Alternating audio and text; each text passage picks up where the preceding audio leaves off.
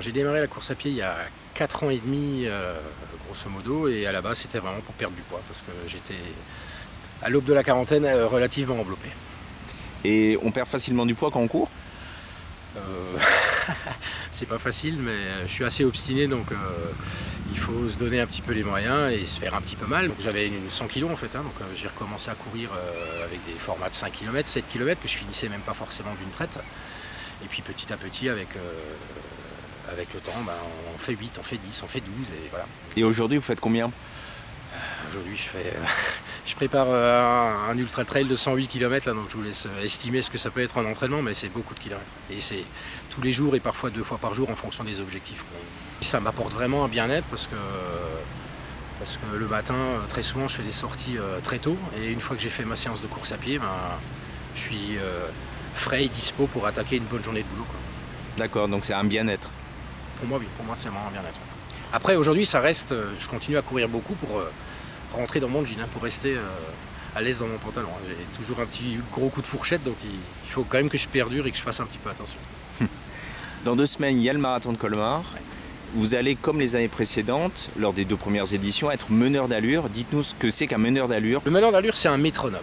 Donc c'est un coureur qui va être sur la course avec une flamme, avec un créneau donné sur marathon ou sur semi. Donc sur marathon, ça démarre à 3h15 jusqu'à 4h45, et sur semi-marathon, ça sera d'1h30 jusqu'à 2h15. Donc on a une équipe de 17 coureurs et coureuses, il y a à peu près un quart de femmes dans l'équipe des meneurs d'allure, et donc notre rôle, c'est d'aider les coureurs qui ont leurs propres objectifs, de faire un marathon en 3h30 ou un semi-marathon en 2h, et de rester calé avec le meneur d'allure. Le meneur d'allure est là pour aider le coureur à réussir son objectif.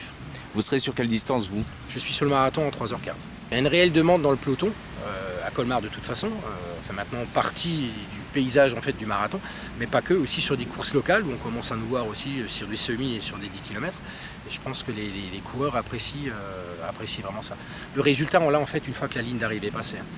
Après les grimaces et la douleur, quand on a les sourires et l'élan qui se délie avec des remerciements, c'est vraiment ce qui est valorisant pour le meneur d'allure.